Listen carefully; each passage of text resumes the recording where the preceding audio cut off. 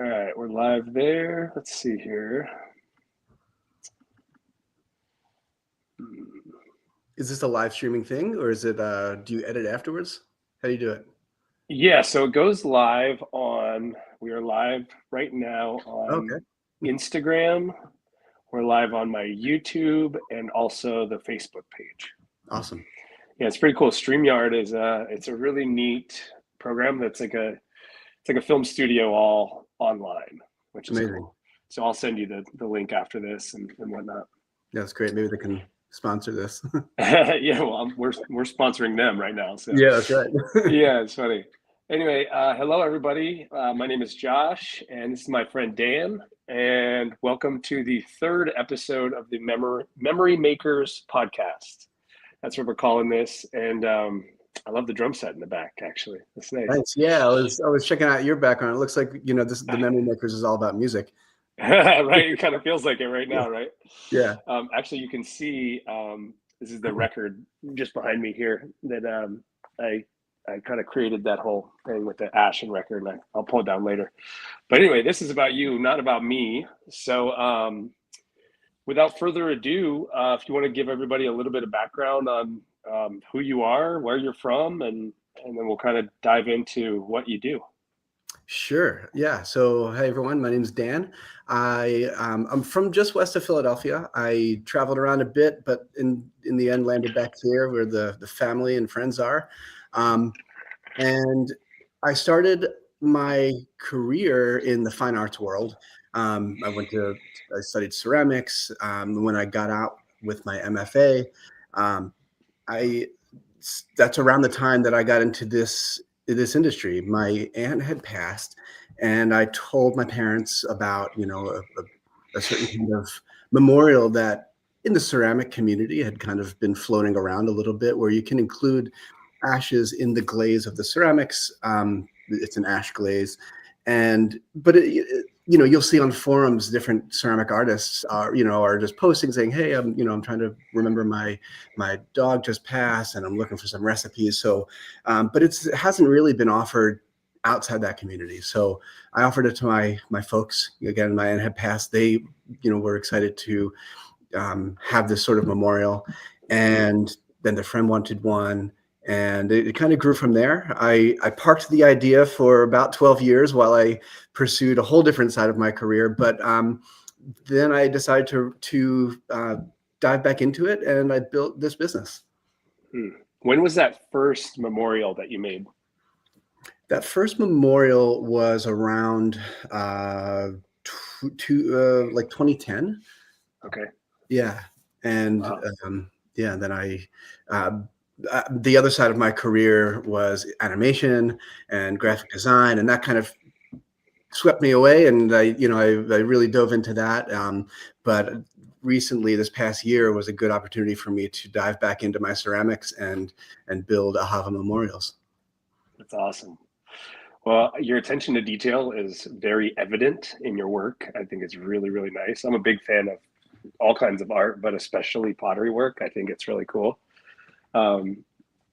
Yeah, I've taken a couple classes, and it's way harder than it looks to make nice products. It's It is. funny. Yeah. Yeah, it definitely takes some time to get the hang of it, but the process is intimate, and in the end, I think the product is really intimate. So which really lent itself perfect for memorials. I mean, ceramics just kind of are, in my opinion, they're warm. They want to be held. They want to be touched. They have the stuff in your kitchen is ceramics, so you're interacting with it, and so it feels like a good intimate object for a memorial. Yeah, I agree. Okay, so did you take us back? Like, where did you learn this craft? Ceramics in general, or Yeah. this technique? Yeah. When So did you first do it? And I guess how many years have you been doing it? I first started ceramics in high school, Oh, and I I went to a high school where I was able to like do a million things, and I wasn't able to fit art into my schedule, and so the art teacher let me come on my lunchtime to learn ceramics, and I just kind of fell in love with it. I wound up taking classes at the Clay Studio, which is like this really storied art center in Philly, and at Fleischer Art Memorial, where actually my teacher at Fleischer worked at the Philadelphia Mint. His name was Frank Gasparo, and he taught me sculpture. But my first clay sculpture class, he was the guy that made the back of the penny and the $50 and the silver dollar and the Susan B. Anthony. So like that's all his work. Wait, what? Yeah, it was That's pretty insane. It was insane. He was quite old when I had his class. I was really lucky that he was still teaching. But that was way back in high school. So that's how I got into it. That is insane. Yeah. What a cool claim to fame. Yeah, it was pretty amazing. And the type of sculpture on coins is called relief sculpture. And when he was teaching the class relief, he had me stand in and he made a sculpture of me. So I have a piece of his, of me in my house, which is just really, really, really cool. That's a piece of history, and it's you. It really is. Wow. Okay, that's a whole different story. Yeah. I love that. So that's what a cool person to learn from. Yeah. Yeah, I was very, very, very lucky. And then, after high school and I went to college, I studied ceramics in college, and then I went for my MFA in ceramics as well. Wow. Okay, so you went all the way up. You got real deep. Yeah, I did. Wow. I started off in finance because I was just, I don't know, it felt like it's so different. And then I was like, I'm going where the money really is at in ceramics. Yeah, totally. Yeah. Well, you know what? It's coming full circle. It is. It's coming And full circle. yeah, it's so interesting. My partner works in finance, and she really loves it, and she helps a lot of people. But you help that. It does help people, but this is in such a different way, right? Such a more heartfelt way, I think. Okay, so you did one. Was it for your aunt that you said? Yeah, it was for my aunt. She had passed right around the time that I was finishing up grad school. Mm-hmm. Yeah, and my dad's sister. Mm-hmm. And he had her ashes, and the standard options are really not very personal. The standard options when someone passes is a mass-produced item. Yeah. There are nicer and not as nicer options. Oh, you got something to Let's see here. So yeah, there you go. I keep this with just some fireplace ash in it, just as a reminder for myself to get away from this, right? Because this is what it's been for so long, and that just doesn't say anything about a person. It doesn't. It doesn't. And I just I think that it's time to do something different. And so 100%. That's why I'm here. That's why you're here. And that's one thing I love about the work that you're doing. Not just the work of the podcast with sharing all these different options that people have, but the records. Music is such a personal experience for someone. And just like visibly seeing Ash as part of it is super intimate. So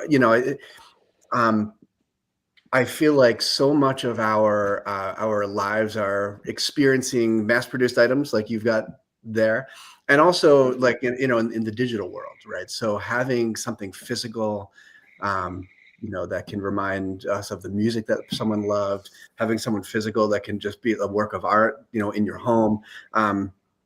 I think is perfect for the moment, because if anything grounds us back in the physical world, it's, when we lose someone or, a special pet or family member. I mean, that really kind of reminds us that, our digital life is not everything. It's like, the physical world is where we live. And so these objects, these memorials can kind of bring us back to that place. Wow, very well stated.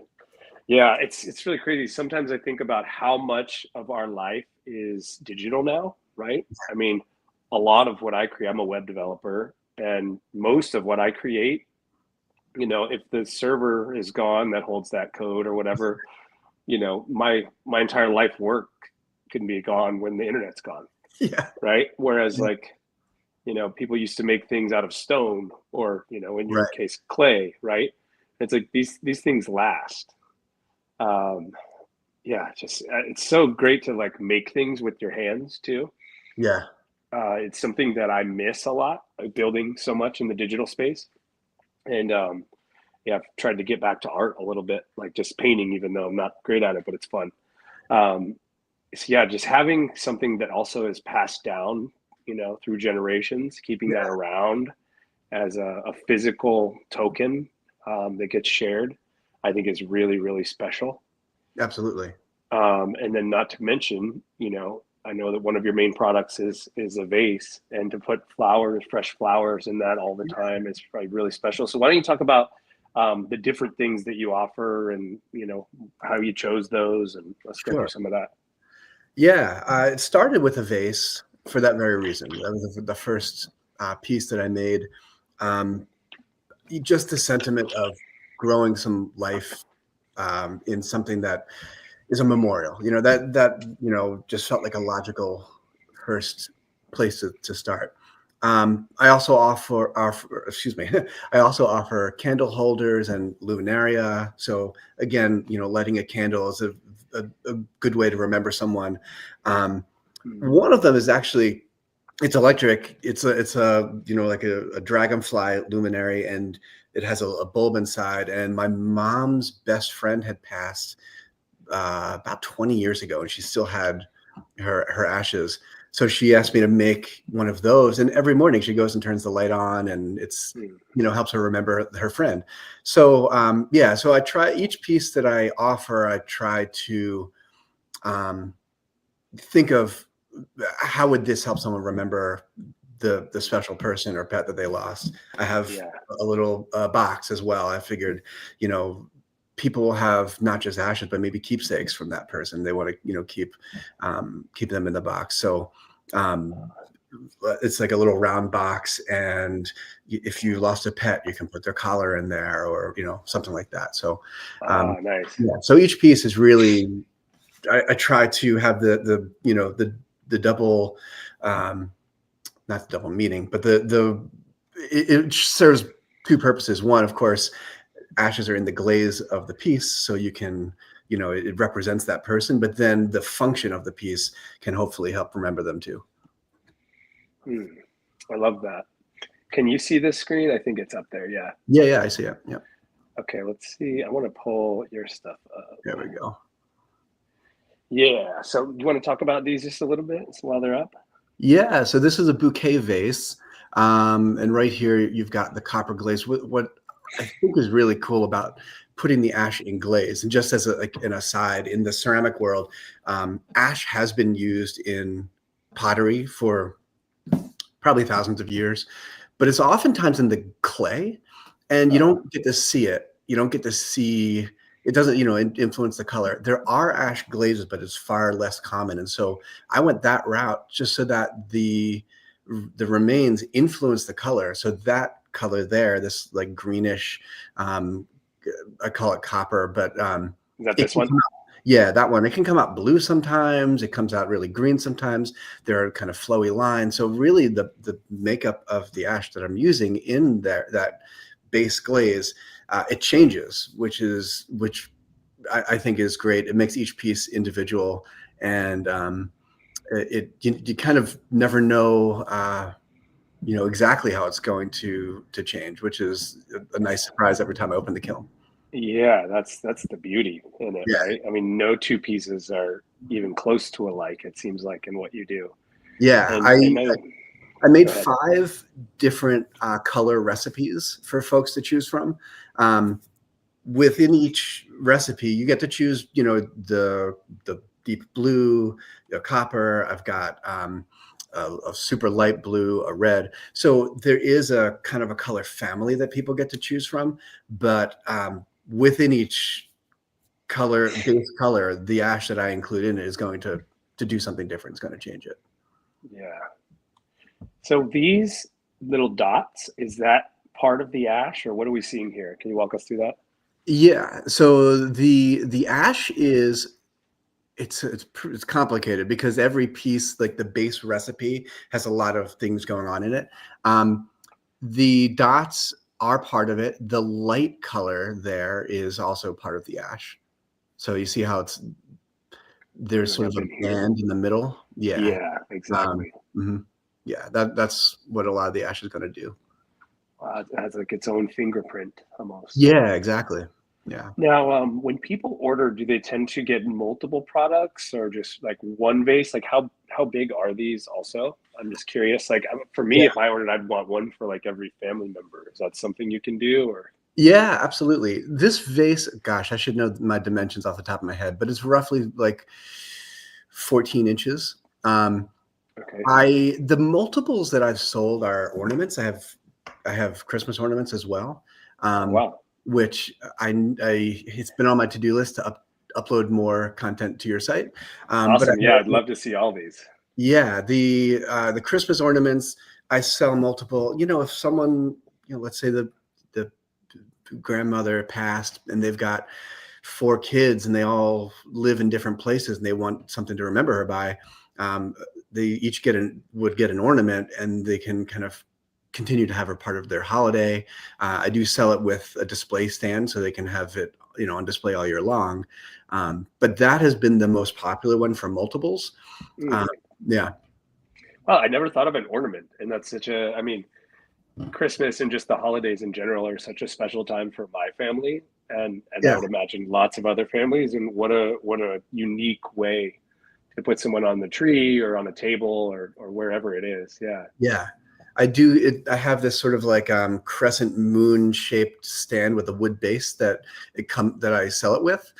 So each ornament will come with that, so that it can be on display all year long. Uh, Okay. but yeah, absolutely. That's the time of year when you're really missing those folks, right? So Oh, I know. It's kind of, yeah, yeah, it's so hard. I know my parents miss their parents most in that time, because we're just so used to being together in those times. yeah, And so to feel that is gotta feel nice to have something like that. yeah. Those Um, have been the most popular for multiples for sure. hmm, interesting. Um, let's talk about the pet world. I know that Sure. you just got back. Tell everybody about that expo that you went to, and maybe if you could speak to some of the pet memorials that you've made, and yeah, Yeah. just kind of dig into that. Yeah, absolutely. The thing with my product is that it's relatively abstract, right? It doesn't scream memorial. It could be uh, just a work of art in your home unless you want to speak about it. So it really does lend itself to people, to pets, to whatever you're looking to memorialize. So the past month, I've done a bunch of expos, which is like trade shows for pets. I did a couple that are just for general pet industry, and then one which was really just all about horses, which was super interesting.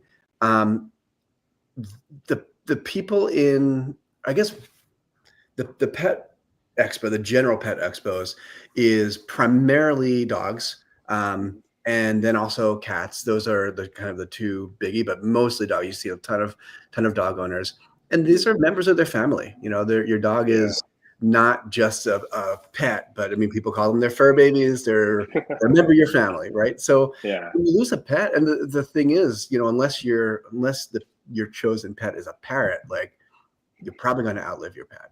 So that's the yeah, unfortunate part of pet ownership, is that you lose a number of them through your life, and again, the options are mass produced. That doesn't really represent that pet very well. yeah. So yeah, this has been received really well in that community. Same with the horse expo I went to. I mean, people make a really intense bond with their horse.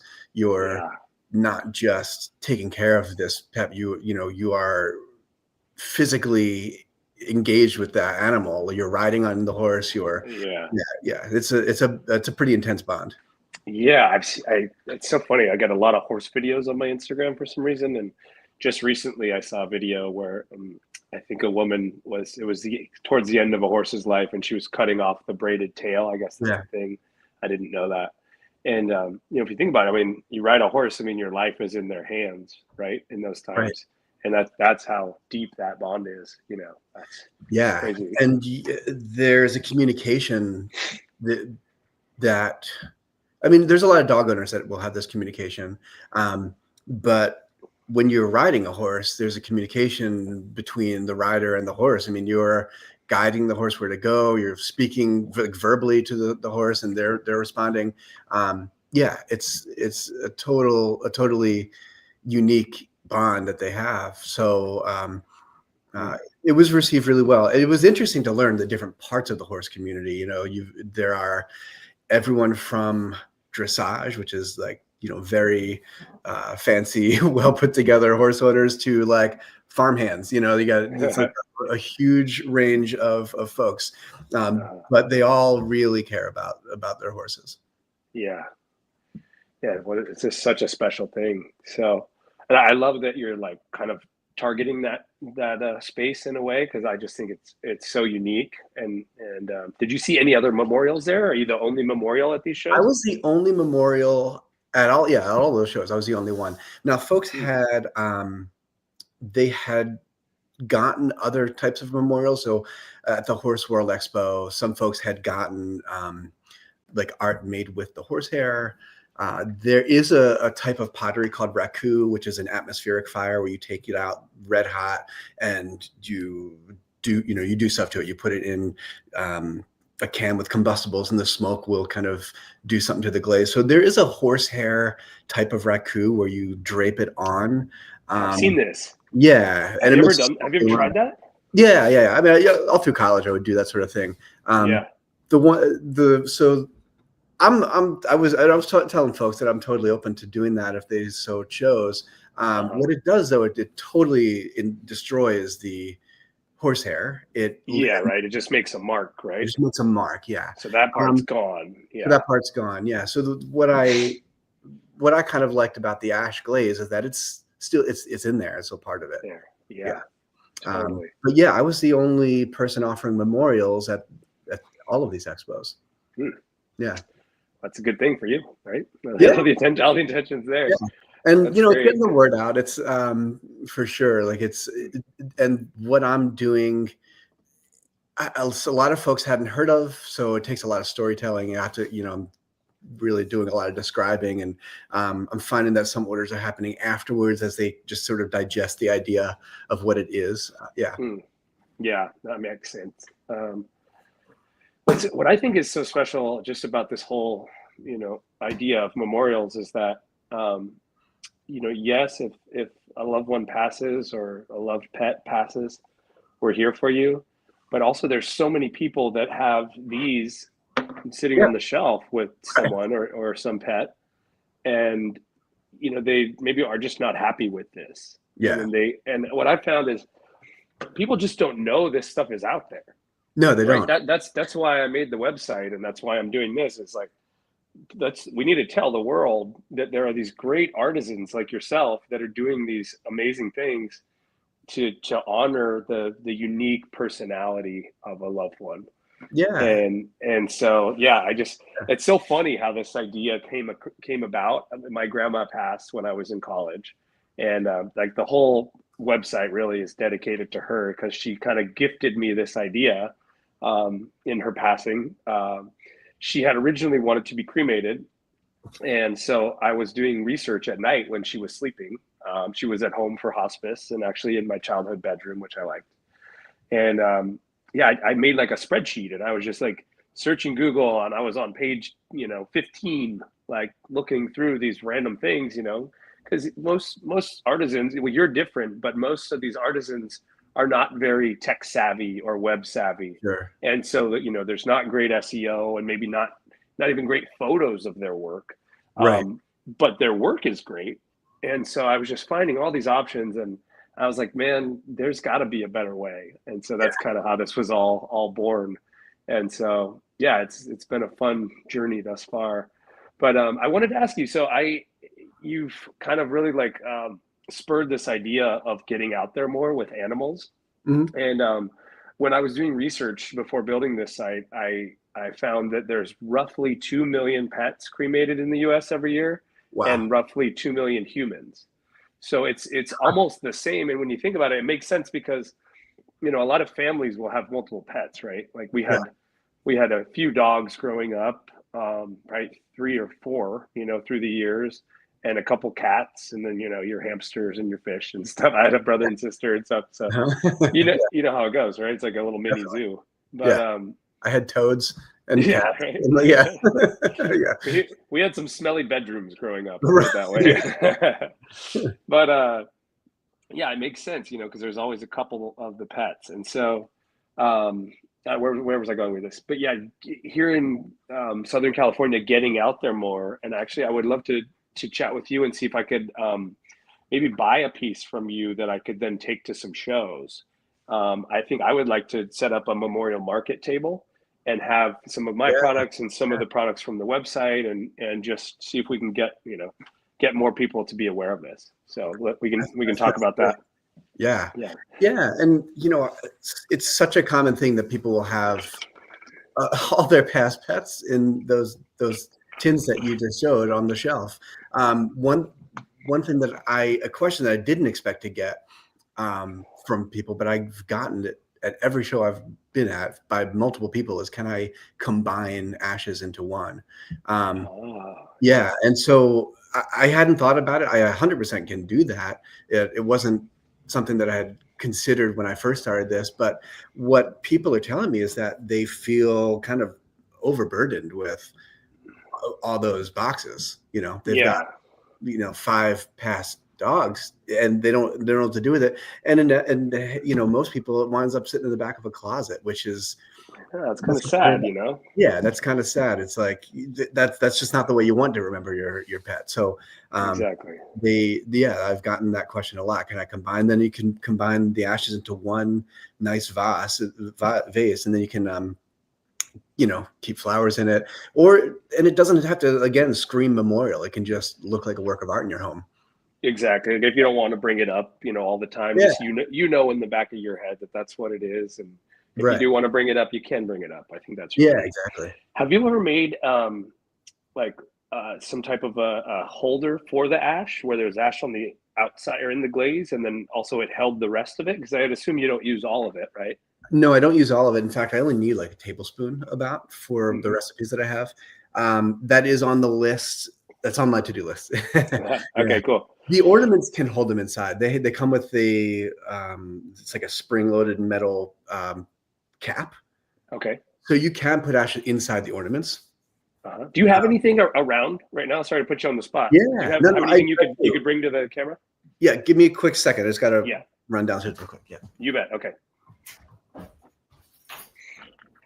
I guess while he's gone, I'll show just a couple things. This is something kind of cool that I'm working on. Hold on.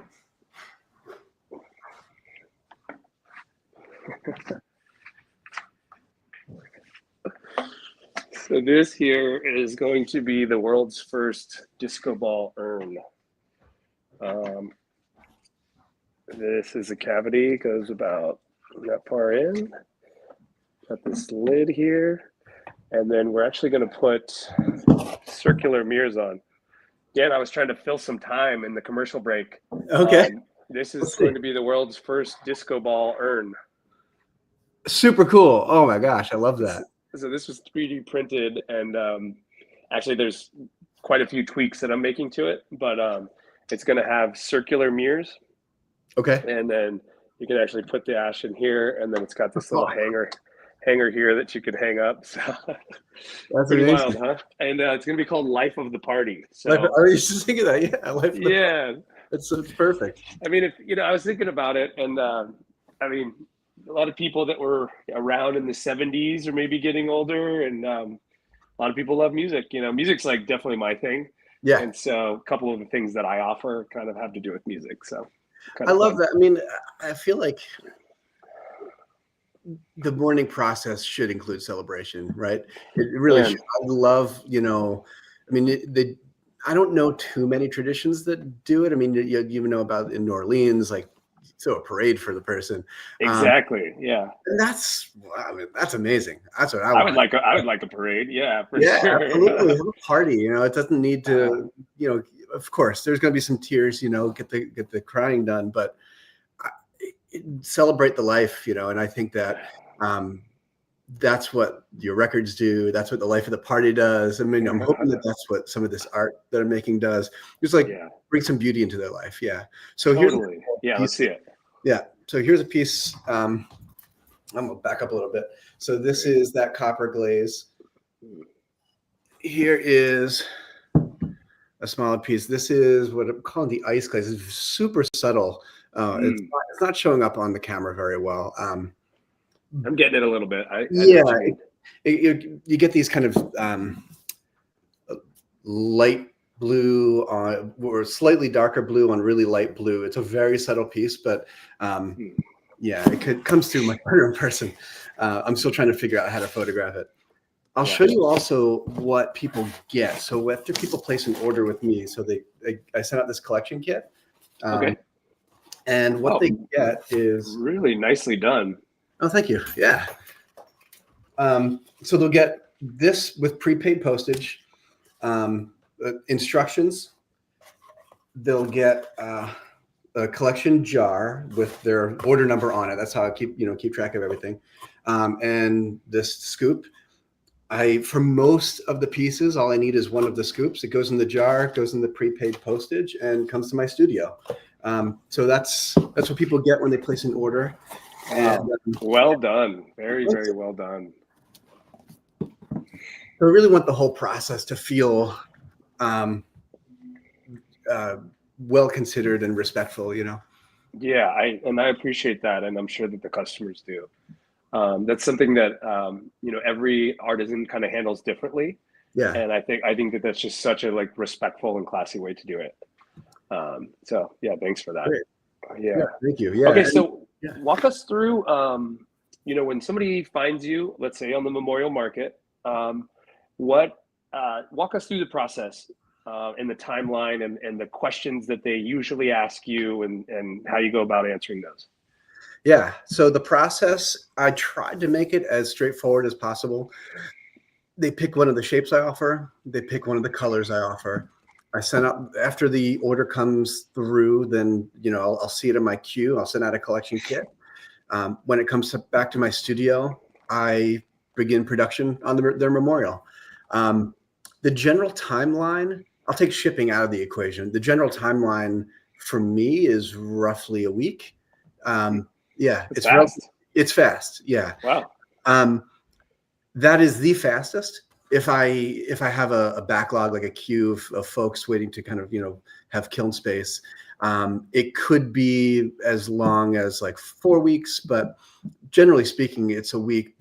What I tried to do was, because I'm focusing on the glaze, and that's where the real personalization is, I made a bunch of inventory.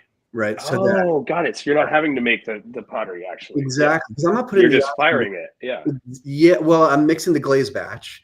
Got it. So each glaze batch is custom mixed and applied, but the pottery is made ahead of time. I'm not putting the ashes in the clay part. You don't get to see it if I do that. Yeah. So that allows me to get the process expedited. Nice. Okay. Yeah, I didn't think about that. So that's really nice. Yeah.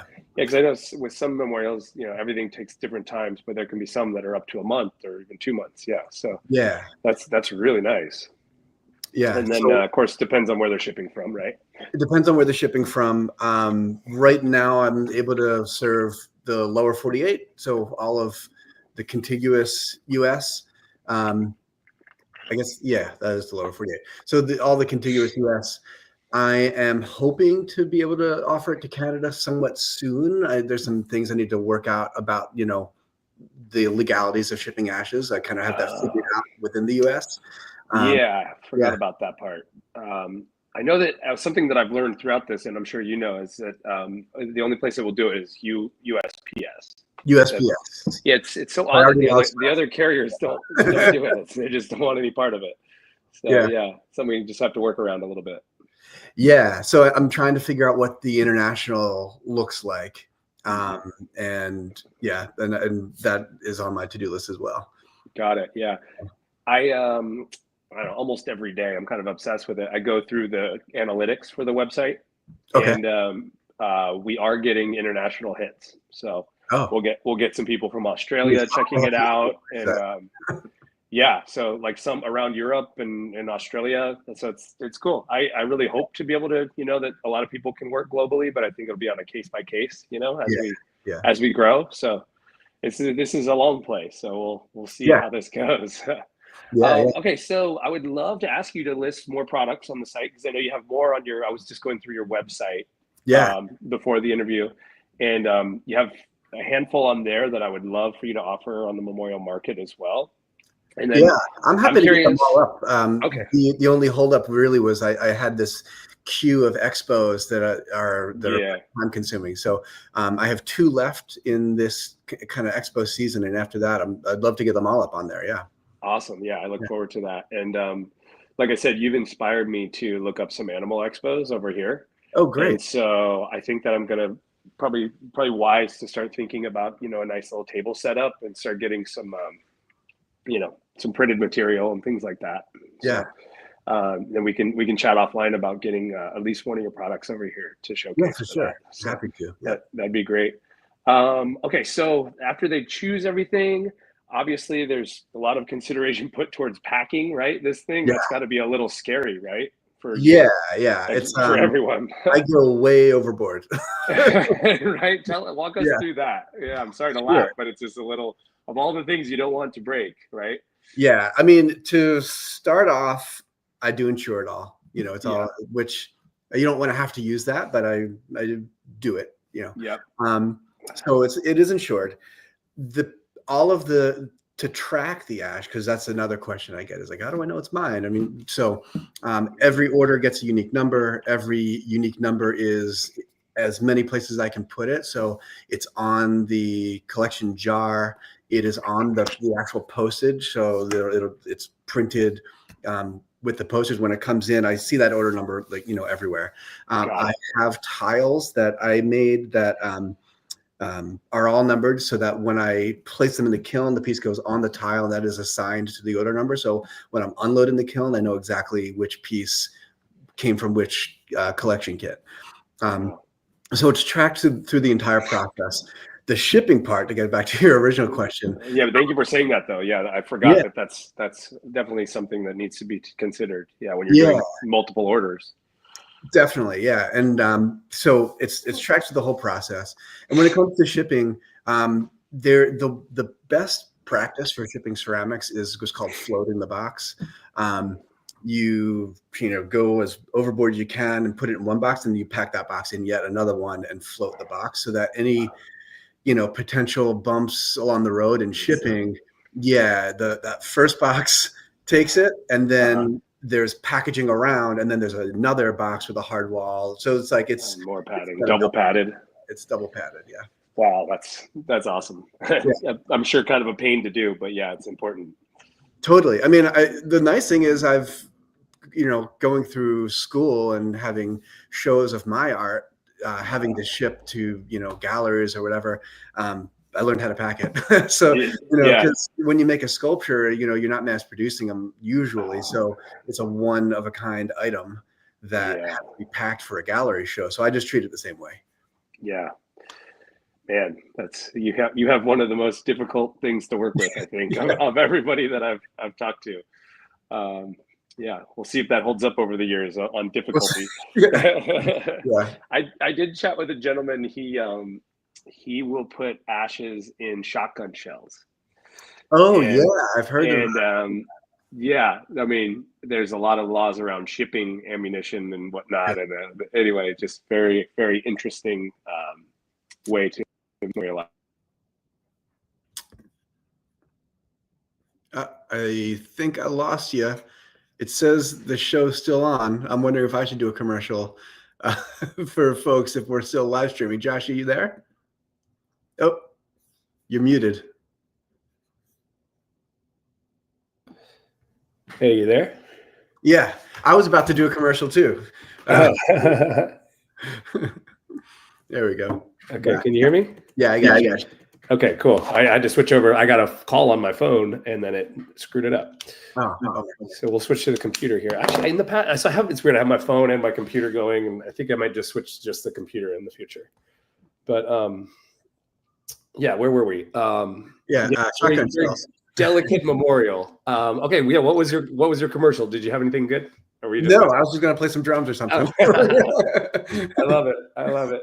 Yeah. Okay, so just let's kind of recap. So you've got these handful of shapes. So we've got the vase, which is probably your best seller, if I had to guess, because that's what I see front and center. It is not. It is my favorite piece. What is the best seller? The best seller, probably because I've been doing the pet ornaments, is the Paw Ball ornament. It's Is it any chance you have one of those, or how do we see that? Let me see if I. Actually, you have screen share available. I do. Yeah, I don't know if I can give it to you or not. I don't think I can. If you like text me though, I can pull it up on the screen. Sure. And then just while we're talking about that, is there anything that you want to add to the series that you're maybe considering doing in the future? I just sent you the link to the paw ball. Okay. Yeah, I have a long to-do list of ways that I want to continue to improve the product. You touched on one earlier about an urn, really just your classic urn that can also contain the ashes, even though it's in the glaze. So that is next on the list. I've been getting requests for jewelry, which, ceramic jewelry is absolutely a thing I can do. So that's also on the list. Okay. Did you text it or email? I want to pull this up. Oh, it's in the chat. It's in the private chat. Oh, I'm a dork. Okay, cool. Let's see. I haven't even used the chat before. Okay, there we go. Cool. All right. So let's do this. 1 second. Here we go. So that's the paw ball. And it makes sense because I've been mostly doing pet expos. So this has been the most popular one that I've sold. So this is an ornament? It's an ornament. So that stand, well, I guess I don't have a wide shot of the stand, but okay. It's like a crescent moon shape with a wood base. The ball has been the most popular. Yeah. Very cool. And how big is that ball roughly? The ball is about 4 inches diameter. Very cool. Okay. Yeah. 4 inches. Very neat. Okay. So yeah, I would love to see just an urn. I'm sure you'll have some cool shape, and just with the glaze is so much cooler than in most urns.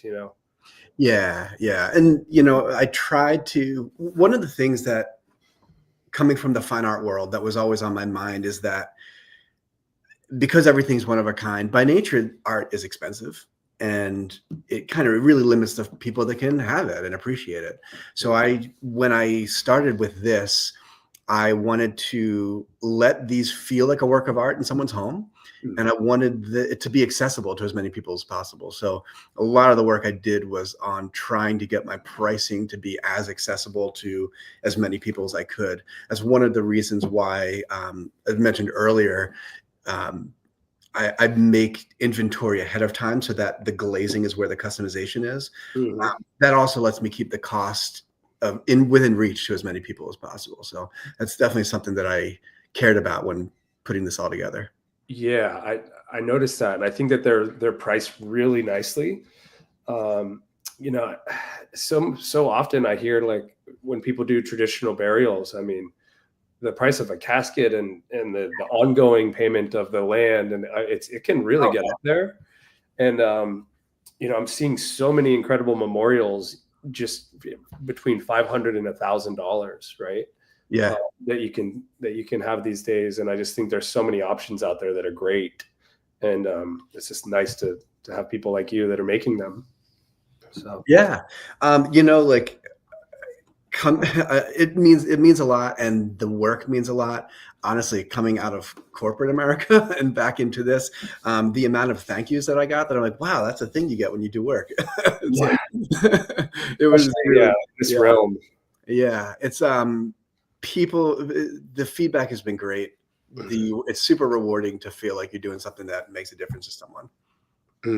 Yeah, I agree. I mean, I feel like we have a lot in common. Like I kind of work in this web space, and like I was telling you, I've worked for some like marketing companies and whatnot, like some advertising firms, and it's super fun work and it's satisfying. I love being creative, and I'm sure you do as well. Yeah. But this is just such a different level of connection with people, It really is. At potentially one of the hardest moments in their life, you can turn sadness into joy.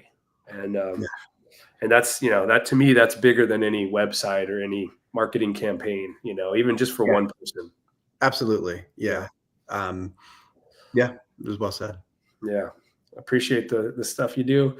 Well, I think that about covers it. Is there anything that I didn't ask that maybe you wanted to mention about the products or the business, or just anything about the process? Or No, we covered it pretty thoroughly. Yeah, I and think I so too. appreciate you, doing what you're doing and giving all of us artists a platform to share it. It's great. Yeah, totally. And I'd love to have you back on when there's some more products to talk about. Definitely. So yeah, if you get through these expos and make some more cool things, we'll pull you back on and chat about it. I want to keep this rolling. So yeah, absolutely. And reach out. I'll get you some products so that you can see what the reception is on the West Coast. Awesome. Yeah, I'm going to look up some shows today and see what's coming up. So thanks for inspiring me to do that. And keep doing great work, brother. I hope the weather warms up for you out there. And, yeah. It's 50 degrees is like I was saying, it's t-shirt weather. So spring is coming. Maybe next time we can see like where you do the work, maybe Sure. That'd be awesome to kind of check out the studio a little bit and see something, in progress or something like that. I don't know. Yeah. That'd Absolutely. be little behind the scenes. So yeah, I'll share some footage too. If you want to post about it. I just did a shoot with a friend, of the making process, actually making some pottery, and so I'll share that with you. Well, your work is beautiful. Your website's beautiful. For everyone listening, you can find Dan's work on the Memorial Market. You just click. I believe it's under art, right? Is that the category we put it under?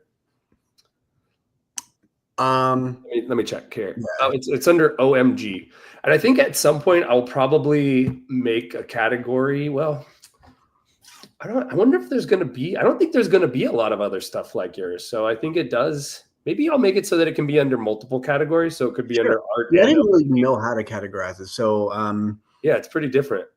Yeah, but we can.